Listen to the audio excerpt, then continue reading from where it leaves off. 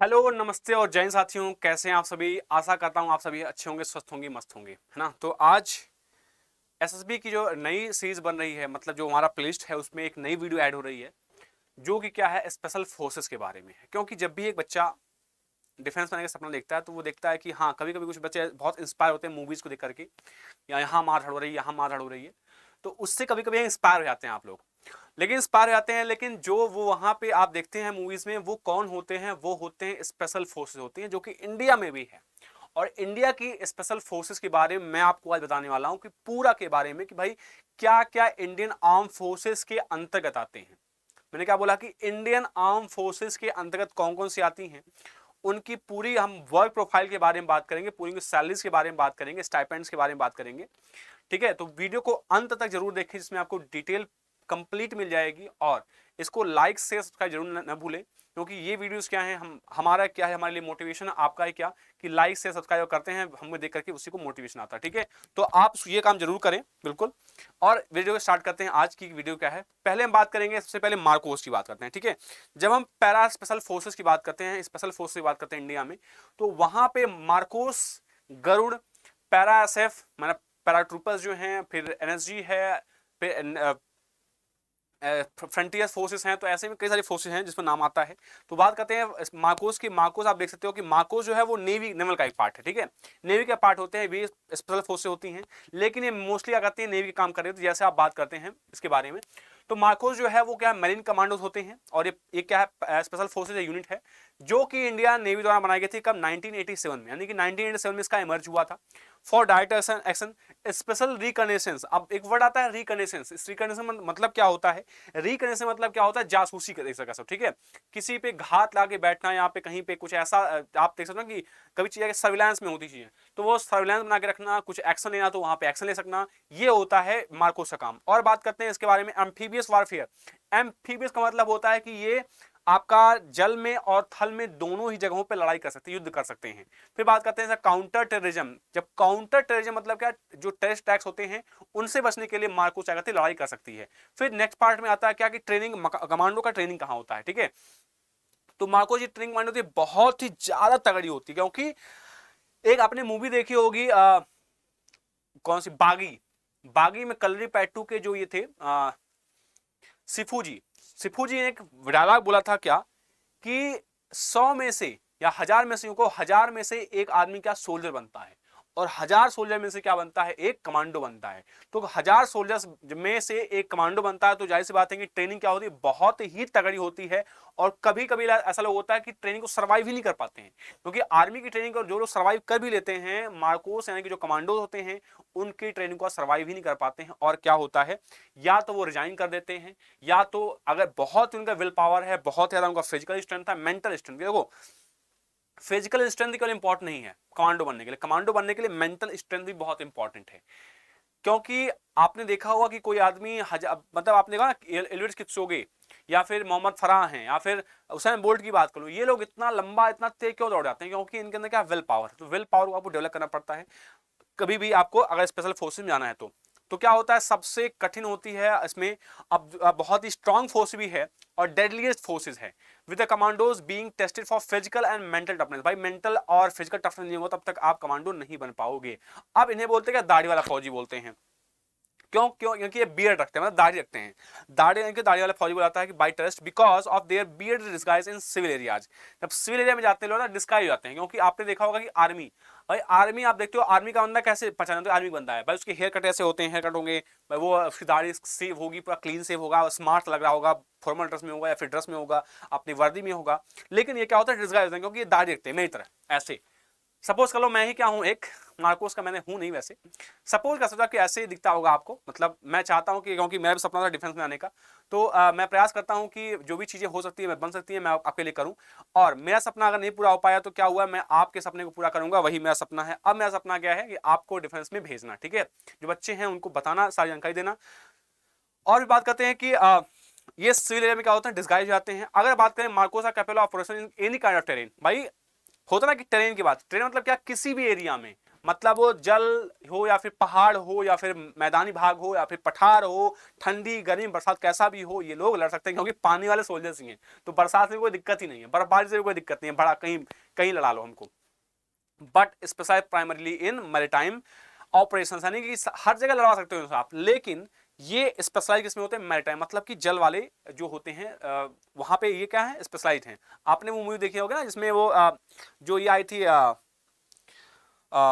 Surgical strike, तो surgical strike में क्या होता है, पानी में से बैठ करके निकलते हैं, गोली मारते हैं, मतलब पानी वाला वही सोल्जर्स है, ये पानी वाले सोल्जर्स हैं, ठीक है, एम्फीबियन वाले।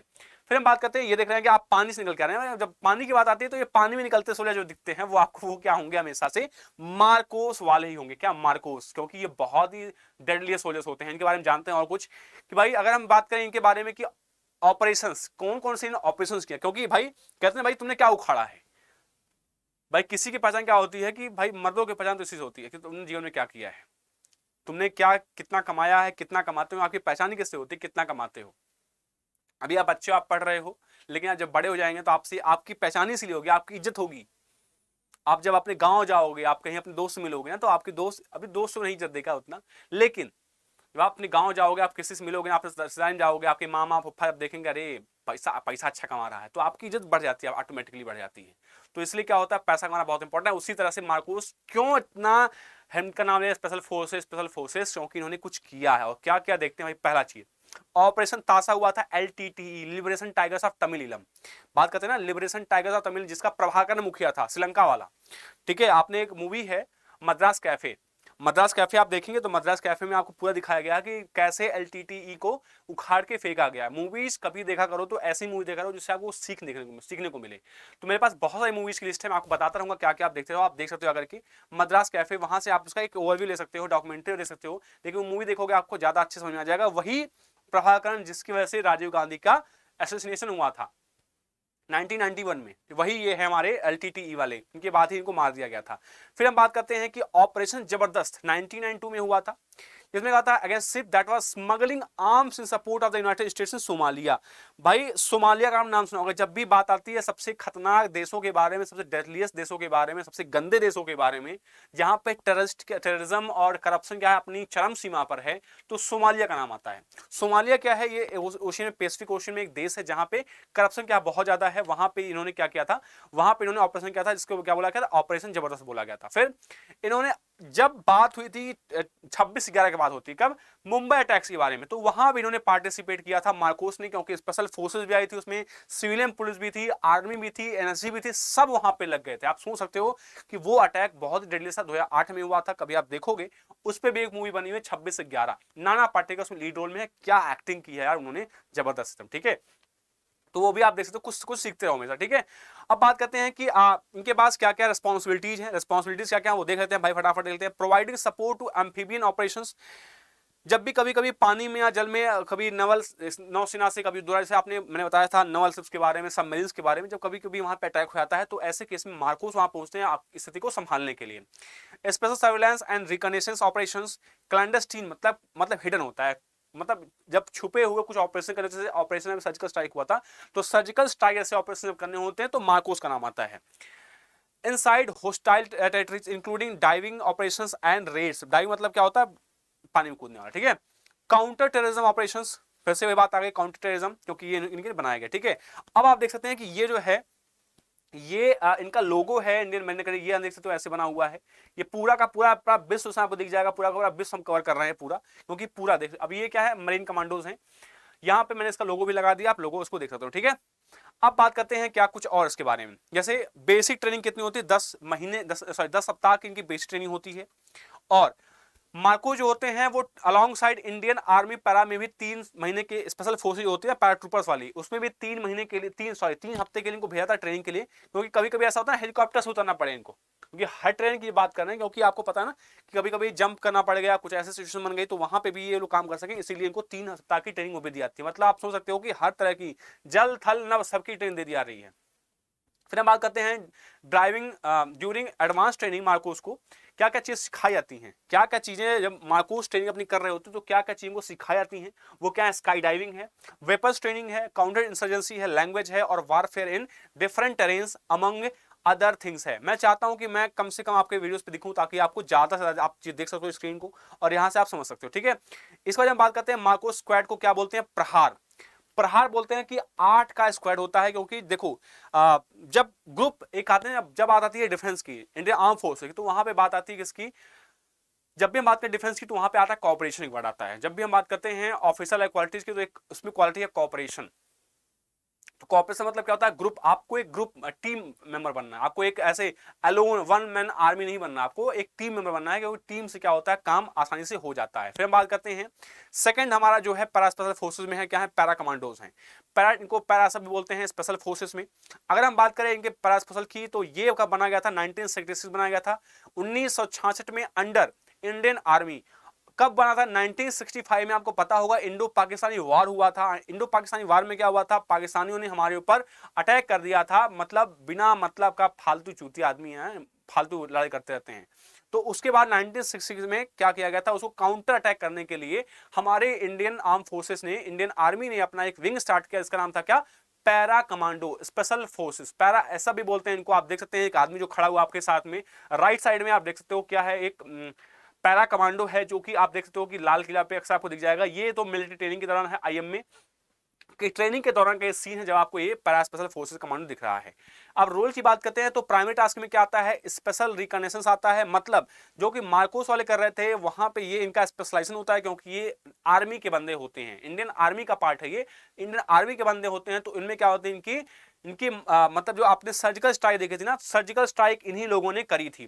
फिर हम बात करते हैं अगर डायरेक्ट एक्शन, यानी कि डायरेक्ट अटैक करना हो, किसी को मारना, मार दे मुक्का, है ना, मतलब वहां पे अटैक करना हो, तो यहां पे डायरेक्ट एक्शन की बात आती है। अगर हम थर्ड बात करते हैं हॉस्टेज रेस्क्यू, आपने कई सारी मूवी देखी हो जिसमें हॉस्टेज को रेस्क्यू किया जाता है, जो बचाने आते हैं वो क्या होते हैं, पैरा स्पेशल फोर्सेस कमांडोज ही होते हैं।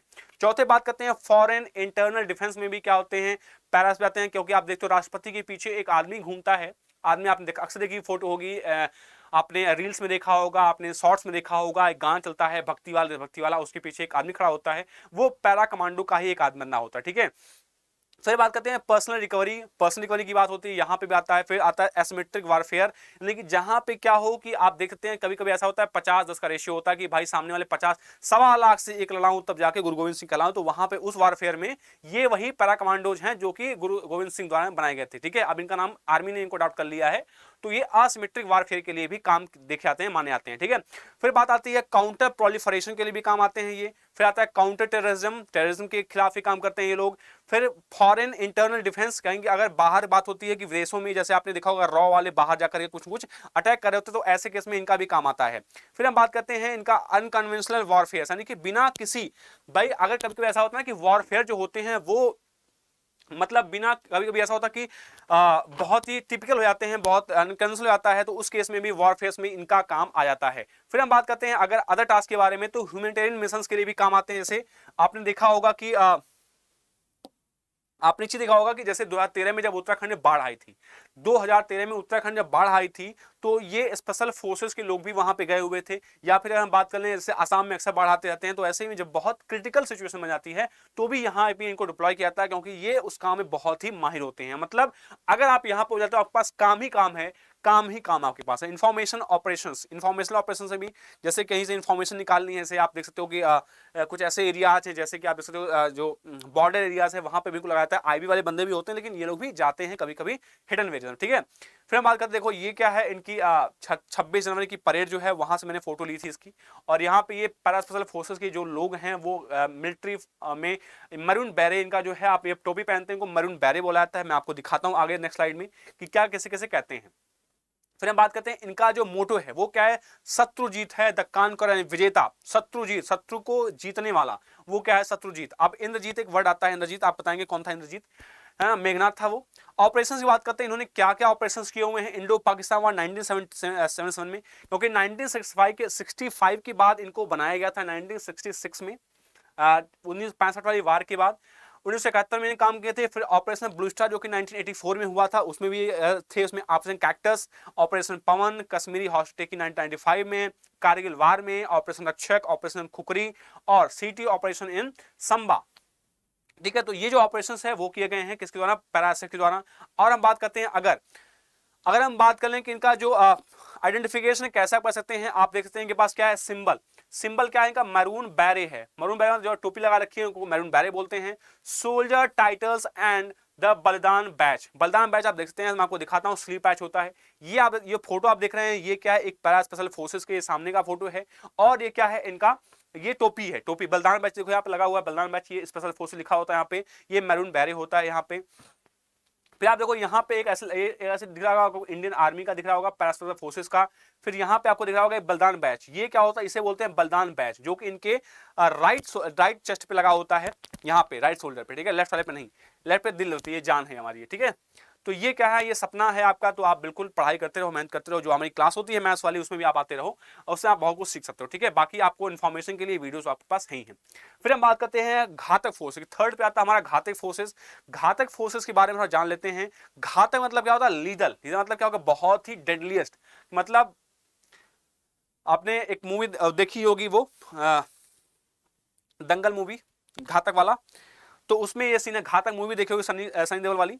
फिर हम बात करते हैं घातक क्या है। This infantry platoon goes for the kill and super head strike ahead of a battalion. अब मैं बता दूं कि जो घातक जो होते हैं डिप्लॉय कहाँ होते हैं, ये ऐसे डिप्लॉय होते हैं कि इंटरनल एरियाज में, जहां पे अब कहते हैं every infantry battalion in the army has one platoon and only the most physically fit and motivated soldiers make it to the Ghatak platoon. यानी कि हर जो मिलिट्री जो आपका प्लाटून है उसमें एक पार्ट होता है घातक प्लाटून का, जिसमें जो सबसे ज्यादा फिट होते हैं, मतलब बेस्ट ऑफ द बेस्ट, उनको इन घातक प्लाटून में लेके जाता है, जो कि परासप में नहीं जा रहा है, मतलब ये बीच में कह सकते हो कि बीच वाले हैं। लेकिन ये भी बहुत खतरनाक है भाई साहब, क्योंकि आर्मी का बंदा ही बहुत खतरनाक होता है, तो ये और भी खतरनाक होते हैं, ये भी बहुत खतरनाक होते हैं, आप इनको कम नहीं आ सकते हो पैरासिफ से। फिर देखो ये आदमी घात लगाए बैठा हुआ, ये घातक का है, घात लगाए हुए बैठा घातक का सोल्जर। फिर देख सकते हैं कि इसके घातक सोल्जर्स के बारे में, वेल ट्रेन है, सुपीरियरली आर्म्ड हैं, equipped to handle situation like terror strikes हैं, और फिर हॉस्टेज सिचुएशन में भी ये काम कर सकते हैं, और जैसा कि देखा जाए कि जैसे टेररिस्ट ऑपरेशन होता है उनमें भी ये बहुत अच्छे से काम कर सकते हैं। और जब कभी कभी ऐसा होता है ना कि बहुत लोग अभी मतलब इंटरनल क्लेश होता है, बहुत दंगे फसाद होते हैं, उसमें भी ये बहुत अच्छे से काम कर सकते हैं, कि जो होते हैं ना कि सगना होते हैं, उनको मारने में काफी हद तक इनका हाथ होता है। फिर हम बात करते हैं कोबरा, ये कोबरा सोल्जर्स हैं। कोबरा सोल्जर आप देख सकते हो, कोबरा का मतलब ये क्या होता है, commando battalion for resolute action, इनका मतलब ही है। फिर हम बात करते हैं स्पेशलाइजिंग यूनिट का, ये सीआरपीएफ की वेबसाइट। अब सीआरपीएफ क्या है, ये पैरामिलिट्री की पार्ट है, पैरामिलिट्री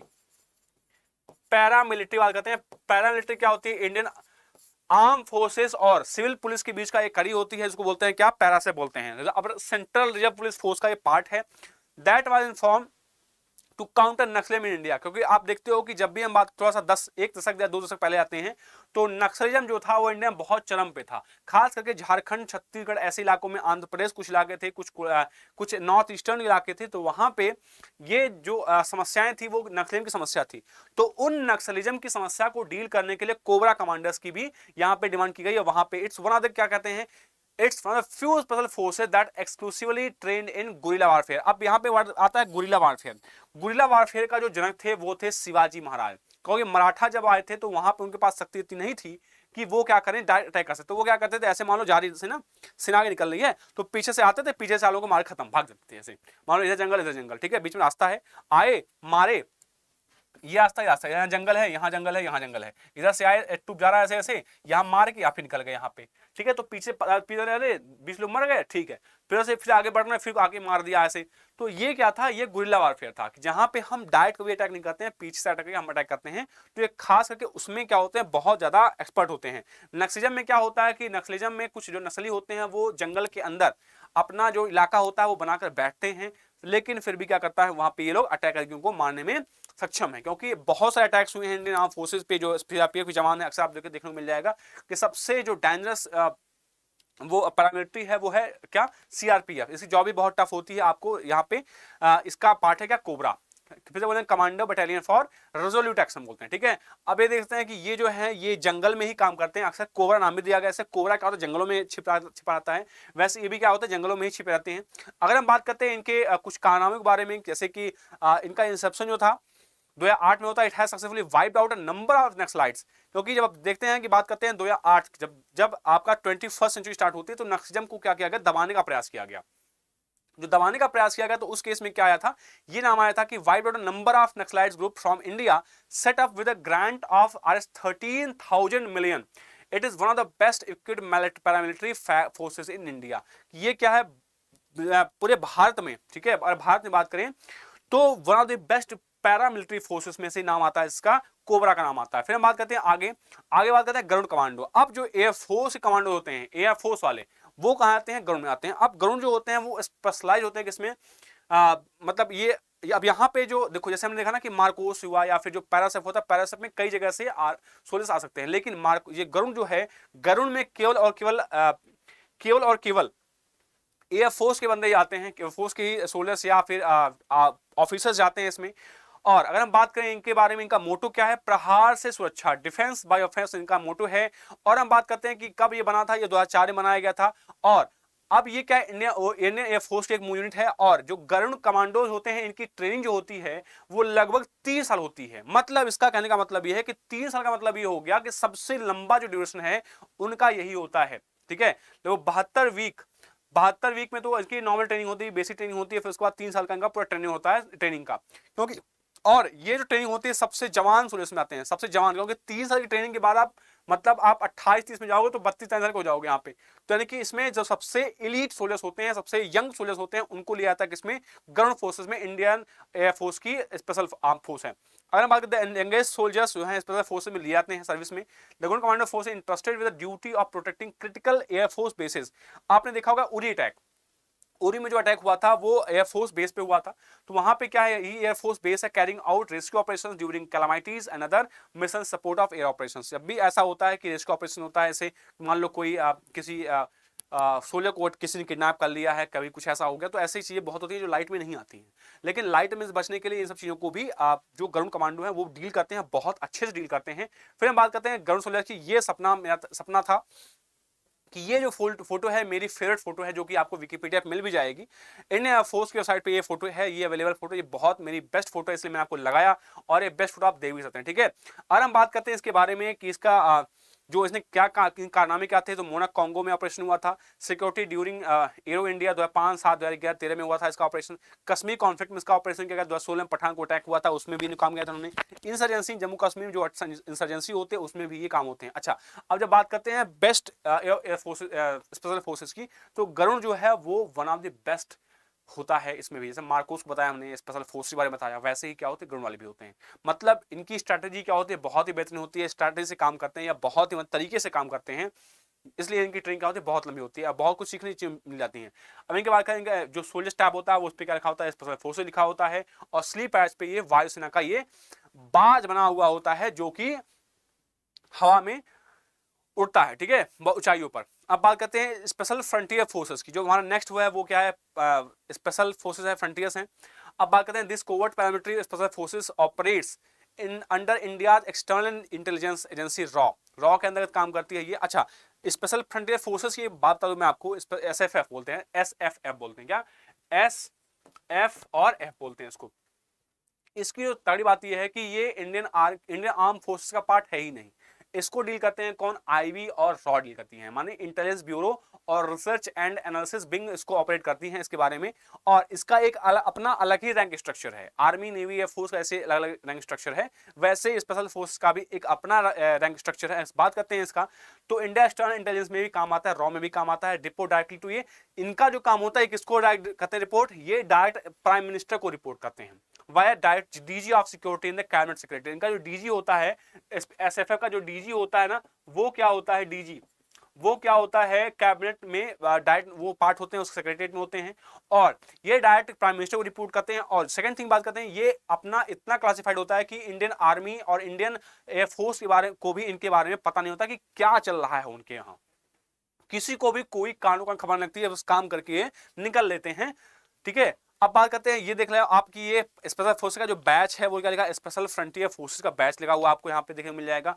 और ये जो इसका जो एस्टैब्लिशमेंट हुआ था वो इंडो तिब्बतन, ये देखो आप तिब्बती पुलिस हैं, तिब्बती मतलब है यहाँ पे है कि ये जब हुआ था, जब इंडो चाइना वार हुआ, उसके बाद उन्होंने सोचा कि जो ये तिब्बतन बॉर्डर है, तो यहाँ पे तिब्बत के भी कुछ सोल्जर्स को मिला करके ये फोर्सेस बनाई गई थी, ताकि वो क्या करें, चाइना के खिलाफ काउंटर कर सकें, वहां पे उनके साथ लड़ाई कर सकें, ठीक है।